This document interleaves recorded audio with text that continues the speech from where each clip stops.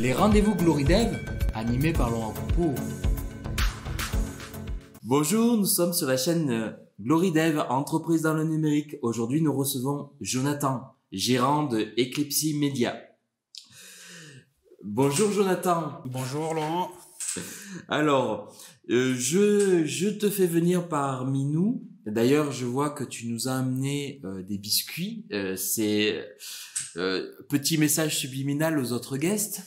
Si vous voulez avoir un bon retour de ma part, vous savez ce qu'il faut faire. Pensez au chocolat et aux biscuits. Voilà. Donc voilà, le sujet d'aujourd'hui, c'est évidemment ton entreprise. Ce que tu fais, comment tu appréhendes ton métier, mais aussi les projets sur l'avenir. Parce que j'imagine que tu as plein de projets. Alors on en est tous là, on a souvent beaucoup de projets, on n'a pas forcément le temps de tous les réaliser, mais ce serait intéressant d'en parler à nos auditeurs pour leur montrer ce que tu fais, ce que tu peux faire et ce que tu vas faire dans l'avenir. Donc, dans un premier temps, peux-tu, en quelques mots, te présenter à nos auditeurs ? Tout à fait. Donc moi c'est Jonathan Joly. J'ai créé mon entreprise Eclipsi Media, qui est une agence web en février 2019, spécialisée dans le digital, sur tout ce qui va être développement web, dépannage informatique, montage vidéo, prise de vue vidéo, photo, dernièrement aussi des prises de vue aériennes en drone. D'accord, ça m'a l'air intéressant tout ça. Jonathan, j'ai envie de participer à l'aventure en t'écoutant. Alors, comment t'es venue l'idée de monter ton agence ? Tout simplement, en fait, j'avais exercé en tant que technicien réseau pendant pas mal d'années. J'ai déjà fait pas mal d'informatique depuis que je suis gamin, dans tout ce qui est hardware et software aussi. J'ai connu un peu Windows et différents logiciels d'exploitation comme Mac et Linux depuis énormément d'années. Et dernièrement, j'ai fait une formation de développeur web avec Open Classrooms, et qui s'est soldé par le fait de comprendre qu'il y avait un réel besoin de la part de pas mal de monde et d'entrepreneurs et d'entreprises de se digitaliser. Et voilà, vu que j'avais aussi pas mal de bagages en vidéo, en son et en photo, j'ai décidé de monter l'entreprise. Je suis quelqu'un d'assez autodidacte qui apprend énormément. On a la chance à l'heure actuelle d'avoir YouTube, même si c'est vrai qu'il est un peu plus pollué à l'heure actuelle qu'auparavant. Voilà, j'ai vraiment compris l'enjeu de la technologie qui est de plus en plus présente, du web, donc pour pouvoir promouvoir son activité, son entreprise. Et du coup, vu que j'avais pas mal de connaissances là-dedans et que je m'en sortais pas trop mal, j'ai décidé de monter l'entreprise.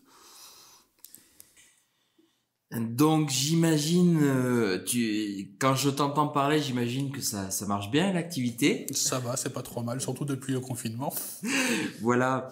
Oui, il faut comprendre qu'avec ce confinement, évidemment, il y a eu moins d'activité dans certains secteurs. D'ailleurs, nous avons une pensée pour ces personnes qui n'ont pas pu exercer leur profession dans de bonnes conditions. Mais dans d'autres domaines, on a été du coup surchargé de travail parce que justement, le fait d'avoir ce confinement a obligé les gens à numériser leur entreprise. Donc, quels sont les projets dont tu souhaites nous parler ? Pour le premier projet, je vais vous parler du partenariat que j'ai avec le Champ des Copeaux. C'est un monsieur qui s'appelle Régis Lecoq qui travaille le bois et la rénovation de tout ce qui est meubles ou fabrication de meubles à partir de bois de récupération, dans un souci justement de réutiliser les matières premières plutôt que de les laisser à l'abandon ou dans les déchetteries. On est en train de tourner actuellement des mini-séries en fait de 3 minutes sur on va dire un aspect assez comique, un peu fantastique aussi, pour pouvoir égayer un peu sa chaîne YouTube. Et dans un projet beaucoup plus vaste et beaucoup plus conséquent, je travaille avec un de mes clients qui est magnétiseur, qui a un site web dont je me suis occupé, qui s'appelle le Centre Luriot. C'est un magnétiseur qui est basé du côté de Durement-Corbière. Là où par contre ça a été vraiment un gros challenge au niveau de son site web, puisqu'on a commencé avec un site vitrine qui ensuite est parti sur un site de e-learning, puisqu'il propose des formations vidéo, qui a fini par dériver sur du e-commerce pur et dur au final, puisque les moyens déployés pour pouvoir pallier à sa demande à lui étaient plus du e-learning au début et se sont transférés comme des ventes de vidéos à l'unité. Donc là, l'implémentation du e-commerce, de WooCommerce et des tunnels de vente est devenue beaucoup plus concrète. Donc c'est des choses qui m'ont permis à moi d'apprendre énormément plus sur WordPress aussi, les différentes extensions et différentes stratégies marketing. Et actuellement, voilà, ça reste un de mes plus gros clients avec qui je travaille encore à l'heure actuelle, qui prend de plus en plus d'ampleur. D'accord. Du coup, j'imagine que tu as utilisé de nombreuses technologies pour tes fameux projets. Est-ce que tu pourrais nous en dire plus? Qu'est-ce que tu as utilisé et pourquoi? À l'heure actuelle, je bosse beaucoup avec WordPress, le CMS WordPress. Il y a vraiment une facilité pour mes clients de prendre cet outil en main. Bien sûr, je les forme sur chaque contrat que j'ai en fonction de leur demande. Si ça va être juste un site vitrine ou un site de e-commerce, ça va pouvoir passer par créer des pages pour son blog, faire attention au référencement, les différents mots-clés pour pouvoir justement apparaître assez haut dans les moteurs de recherche. Et sur la partie aussi implémentation justement de WooCommerce pour la création de pages produits. Voilà, c'est ce qui m'a semblé être le plus pertinent par rapport à ces demandes qui sont on va dire, en dessous d'un certain quota aussi au niveau du e-commerce, sachant qu'au-delà de 1000 à 1500 produits, il vaut mieux basculer sur PrestaShop. Mais voilà, je suis plus sur WordPress avec différentes extensions comme The Newsletter Plugins par exemple, qui est un outil gratuit qui permet justement la création de newsletters, de formulaires d'inscription à la newsletter pour générer du lead justement. Dernièrement, le plugin aussi Ultimate Membership Pro qui permet de restreindre l'accès à certaines pages en fonction de l'achat des clients, donc très utile pour le e-learning, qui va permettre justement de créer une page et d'affecter certains badges, on va dire, en fonction de l'achat du client pour qu'il puisse voir telle ou telle vidéo et pas d'autres. Ça permet aussi de gérer pas mal d'autres choses, comme la restriction au niveau du compte, éviter d'avoir des doublons, plusieurs comptes qui vont se connecter en même temps avec un même identifiant. De ce côté-là, donc WooCommerce, très important pour le déploiement des produits e-commerce, qui permet en plus d'être couplé avec Ultimate Membership Pro, donc du coup d'associer un produit entre guillemets physique, même si on peut être sur un produit numérique et totalement virtuel, téléchargeable ou non, directement visible en ligne sur son site, et aussi la création d'offres groupées. Dernièrement, j'ai pu commencer à aborder aussi Cartflow, qui permet d'implémenter les fameux tunnels de vente pour pouvoir justement générer plus de leads, faire de l'upsell, du downsell, voilà, pour pouvoir engouffrer entre guillemets le client dans un certain entonnoir qui vont nous permettre justement de vendre un peu plus de produits ou vendre le produit peut-être moins cher, trouver une autre formule si jamais ça ne convient pas au client. Voilà, le fameux Yoast SEO que je pense que beaucoup de monde connaît pour tout ce qui va être référencement naturel, et après différents modules comme la sécurité, très importante d'être déployée justement sur les sites WordPress pour éviter de donner accès aux potentiels hackers, toutes les portes d'entrée qui sont paramétrées d'office par défaut, et de les changer contre autre chose pour que ce soit déjà beaucoup plus difficile pour eux d'y rentrer, quoi. D'accord. C'est très intéressant ce que tu viens de dire au niveau de Pay Membership Pro par exemple. Je l'ai utilisé personnellement pour faire un site e-learning. C'est vraiment un outil génial, honnêtement très complet. Alors évidemment la version premium est beaucoup plus poussée. Évidemment c'est un abonnement sur l'année si je me rappelle bien. Ouais, on est sur un abonnement l'année. Après, ça reste quand même pas excessivement cher par rapport à d'autres. Mais celui-là est très très bien noté, fonctionne quand même très très bien pour une certaine somme. Je crois qu'on est aux alentours de 49 € à l'année, si je ne me trompe pas, ça sera à vérifier, mais je crois que c'est dans ces eaux-là. 49 ou 69 € à l'année pour avoir vraiment un service qui va permettre vraiment de cloisonner et de mettre ses conditions de badge sur chaque client en fait. Et du coup, ta société, ton entreprise dans 5 ans, ça donne quoi ? Il y a plusieurs trajectoires possibles. C'est vrai qu'à l'heure actuelle, je travaille seul puisque je suis auto-entrepreneur. Je travaille sur beaucoup d'axes différents, que ce soit le développement web, le dépannage informatique et les prestations vidéo, et aussi un peu de développement logiciel, même si pour l'instant c'est plus à l'état d'embryon, on va dire. Donc ça, voilà, plusieurs trajectoires possibles, du développement logiciel, peut-être pour la création de programmes qui pourraient servir aux développeurs web et ou aux clients, que ce soit sous la forme de programmes en Python ou d'extensions, peut-être même WordPress, pourquoi pas. Peut-être le développement un peu plus poussé du dépannage informatique, l'ouvrir pour les professionnels aussi, ce qui demande aussi pas mal de ressources et de stock, chose que je n'ai pas puisque je n'ai pas encore de local, chose qui pourrait justement venir d'ici 5 ans, et aussi pousser peut-être l'axe de la vidéo. J'ai oublié de te poser une question qui est quand même assez intéressante pour nos auditeurs, c'est quels sont les outils que tu utilises au quotidien? Alors, sur les différents axes, pour tout ce qui va être site web, ça va être en général WordPress, PrestaShop, à partir d'un certain nombre de produits que le client veut déployer sur son site. Après, pour des sites qui vont être beaucoup plus light, comme des sites one-page par exemple, ça va pouvoir être HTML, CSS, JavaScript, un peu plus poussé, avec du PHP ou du MySQL. Pour toute la partie photographie, ça va beaucoup être Lightroom de la suite d'Adobe, Photoshop aussi. Pour la vidéo, ça va être aussi la suite d'Adobe avec Premiere Pro, After Effects. Pour le son, toute la partie traitement de son justement qui va aller sur les vidéos ou sur les différentes interviews que je peux faire.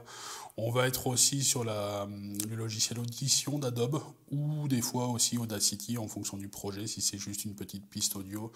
Audacity qui est un logiciel gratuit qui fonctionne très bien.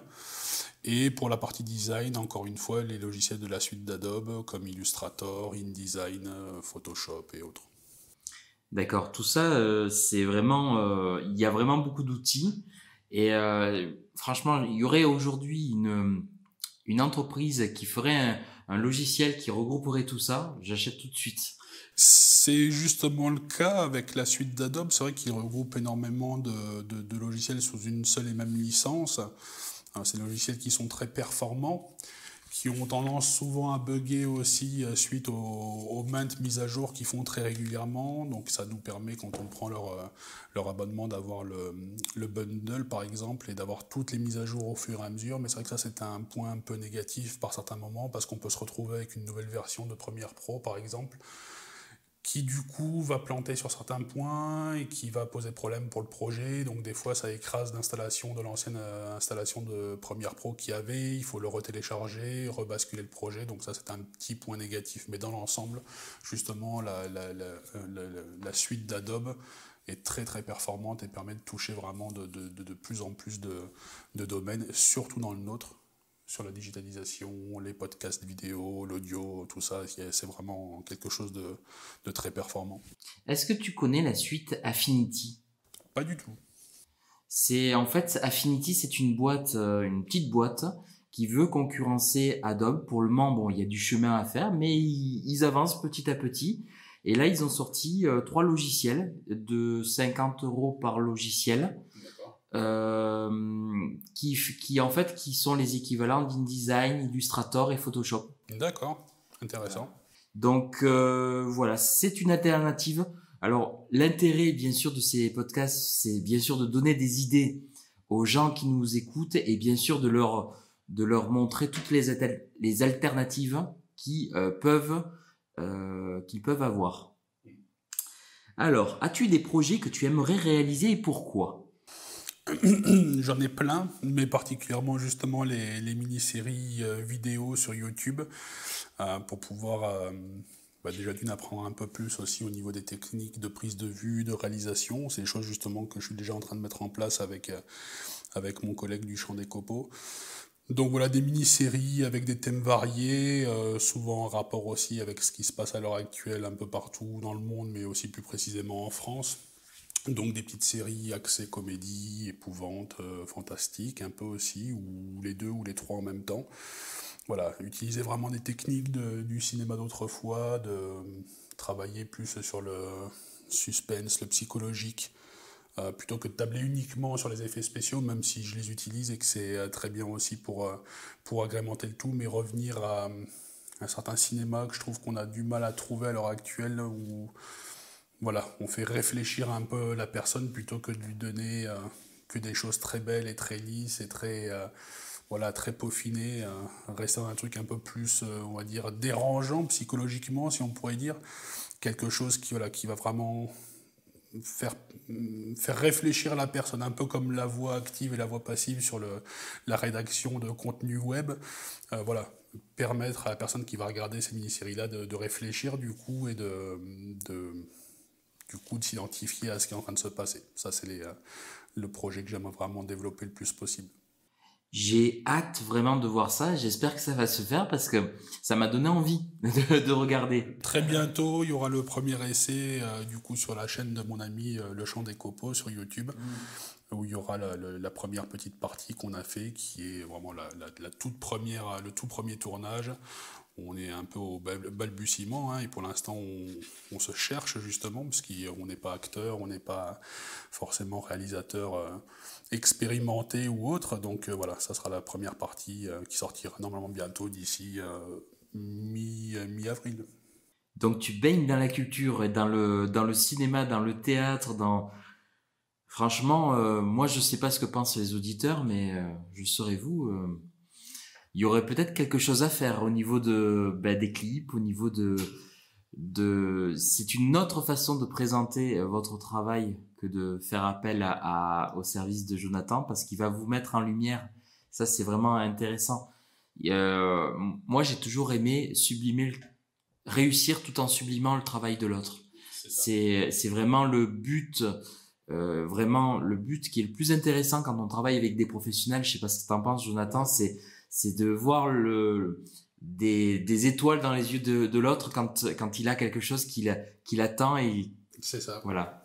c'est important justement de prendre en compte différents facteurs pour pouvoir dynamiser ne serait-ce qu'une vidéo. Effectivement, il y a les effets spéciaux, effectivement, il y a la technique au niveau de la prise de vue, mais il y a aussi le son, il va y avoir le jeu des acteurs, et de pouvoir vraiment trouver un dynamisme entre le type de prise de vue, savoir prendre correctement une photo aussi, ça c'est quelque chose de très important. On a souvent le directeur de la photographie dans la réalisation de films ou de courts-métrages ou autres, qui va permettre justement de trouver les bons angles de vue, les bonnes prises de vue, que ce soit en plan serré, plan large, plan moyen, de dynamiser le tout, soit avec le texte, soit avec le jeu des acteurs, soit avec la musique. Si par exemple il n'y a pas de jeu d'acteur, qu'il n'y a pas d'acteur, que ça va être juste un clip vidéo de présentation justement d'activité ou autre, de vraiment associer l'ensemble de ces ressources pour pouvoir donner quelque chose de dynamique et qui va parler aux gens. D'accord. Y a-t-il en cette période un peu particulière un de tes services qui fonctionne mieux que les autres? Oui, tout à fait. Suite du premier confinement, effectivement, l'informatique, j'ai eu énormément de demandes parce que du coup, tout le monde s'est retrouvé à devoir utiliser l'outil informatique, en particulier aussi pour les visioconférences pour ses enfants avec le collège ou avec le lycée ou avec l'école. Donc ça a très très bien fonctionné à la suite du premier confinement, et à l'heure actuelle on est beaucoup sur les sites de e-commerce justement, parce que suite aux mesures qu'ont pris le gouvernement par rapport à ce qui se passe, ça devenait un besoin vital de la part des commerces et des petits commerces locaux de pouvoir avoir justement un endroit où les gens vont pouvoir acheter directement, que ce soit avec du click and collect ou par l'envoi postal de produits de première nécessité ou autre. C'est vraiment en fait je pense pour eux le seul moyen de s'en sortir à l'heure actuelle, tant que toutes ces mesures ne changent pas. Merci beaucoup Jonathan, j'espère que vous avez apprécié le podcast. Donc étant donné qu'il m'amène pas mal de biscuits, je pense qu'on va se revoir prochainement. Il me fournit en biscuits, vous le voyez pas, mais là je me régale. Donc voilà, il est venu, il a été gentil pour nous répondre à toutes ces questions. Donc on se retrouvera donc prochainement pour un autre sujet aussi captivant. Merci à vous. Merci à toi. Au revoir.